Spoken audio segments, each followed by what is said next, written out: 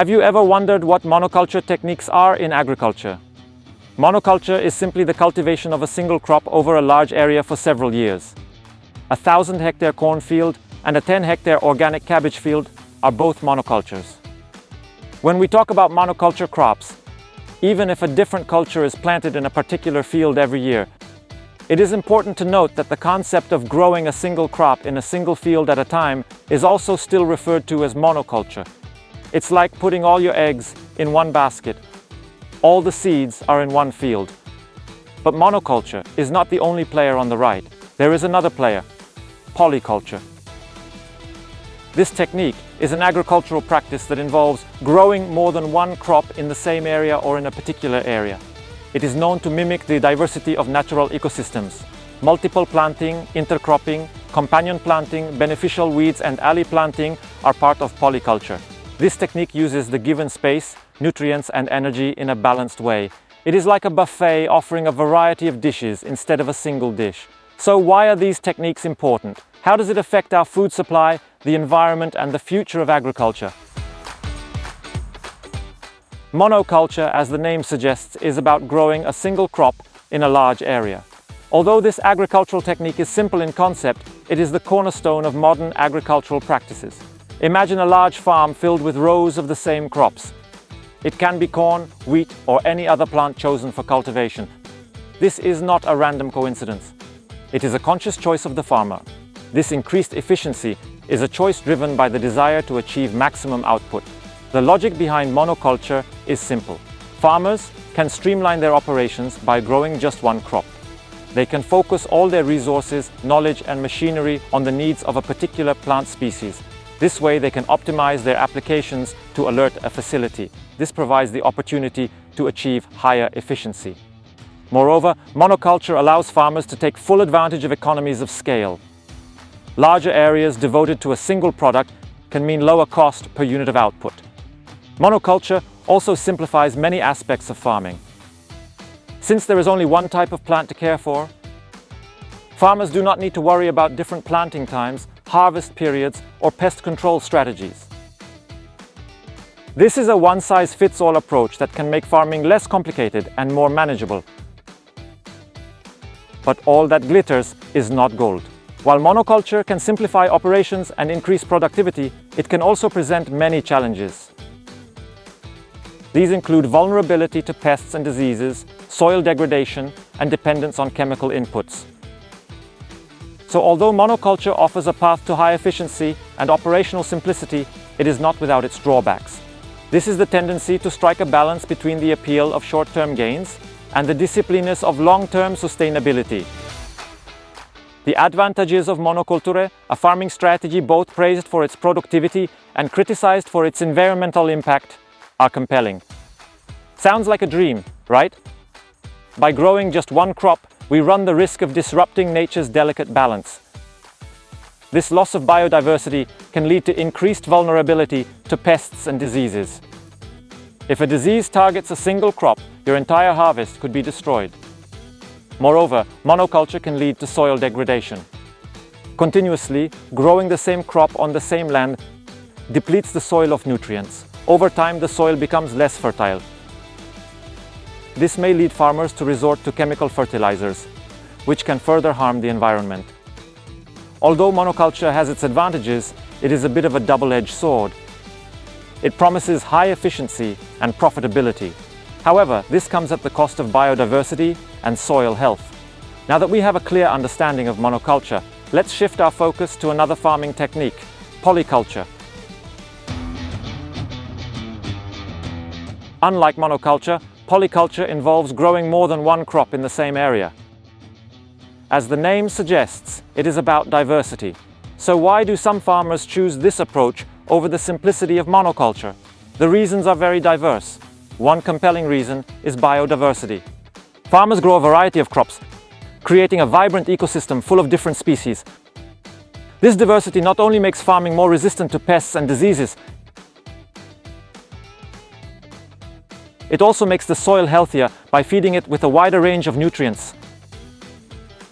Another reason is that it is resistant to pests. In monoculture, a single pest can damage the entire crop. However, the diversity of crops in polyculture can confuse pests and prevent their spread. Multiculture also allows for more efficient use of resources. Different plants have different nutritional needs and growth patterns. By growing them together, farmers can ensure that no resources are wasted. For example, deep-rooted plants can obtain nutrients from deep in the soil and benefit their cattle-rooted neighbors. But it's not all sunshine and rainbows. Polyculture requires a deeper understanding of the needs of each individual and how they interact with each other. It requires careful planning, constant vigilance, and a willingness to experiment and learn from mistakes. It's like juggling several balls at once. If you drop one, the whole system may crash. Just like monoculture, polyculture has its own advantages and disadvantages. But for many farmers and gardeners, the rewards of a thriving, resilient, and diverse polyculture system outweigh the challenges. Who knows, maybe this is the key to a more sustainable future for agriculture. The second important advantage of polyculture is its positive effect on soil areas. By growing a variety of crops, the nutrient content of the soil is used and replenished more efficiently. This makes the farming process more sustainable by reducing the need for artificial fertilizers. Its third advantage lies in its resistance to damage. In an environment with high crop diversity, pests are less likely to cause serious damage because they often specialize in a single crop type. This contributes to a healthier environment by reducing the need for chemical pesticides. However, like everything else, polyculture has its own challenges. The first disadvantage is the complexity in management. Managing a farm with a variety of crops can be a daunting task that requires a thorough understanding of each crop's requirements. This complexity can make it difficult for farmers to maintain and lead to more labor-intensive practices. The second disadvantage is lower yield potential. Because in the multiculture system, the products share the area and resources, they may not be able to produce as much as in the monoculture system, where all resources are allocated to a single product. Some measures can be taken to reduce the negative effects of monoculture agriculture on the environment. Crop rotation. Rotating different types of crops in the same field helps maintain the nutrient balance of the soil, prevent erosion, and prevent the spread of harmful organisms. Smart use of fertilizers. Fertilizers should be applied in the amounts needed to compensate for the lack of nutrients in the soil. Excessive fertilizer use. It can harm the environment by disrupting the nutrient balance in the soil. Reducing herbicide and pesticide use. The use of artificial herbicides and pesticides can harm the environment and human health. Therefore, the use of these substances should be reduced as much as possible, and organic alternatives should be preferred. Efficiency in water use. Water is an important natural resource for agriculture. Measures such as improving irrigation methods and reducing irrigation areas can be taken to ensure efficiency in water use. Like all tools, these techniques have their places. They serve different purposes and come with their own advantages and disadvantages. The important thing is to control productivity with sustainability, to meet our current needs without compromising the ability of future generations to meet their own needs.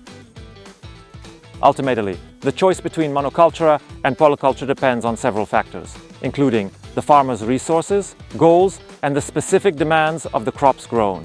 Monoculture means growing a single crop in one place. We can do this for certain places, but considering the economic conditions, if this will not benefit you, putting your eggs in a different basket will reduce the risk. If you cannot sell some products, they do not make money, or you experience losses for any reason, having the chance to sell other products may mean that you can make a profit somewhere. Of course, monoculture means planting the same product even on an acre of field, but you can plant several different products separately in at least a few pieces of your field. Having products together in the same places can enable you to complete your transactions faster by using agricultural technologies. We usually do it this way. If we have products to grow from seeds, we prefer to produce them using the polyculture technique.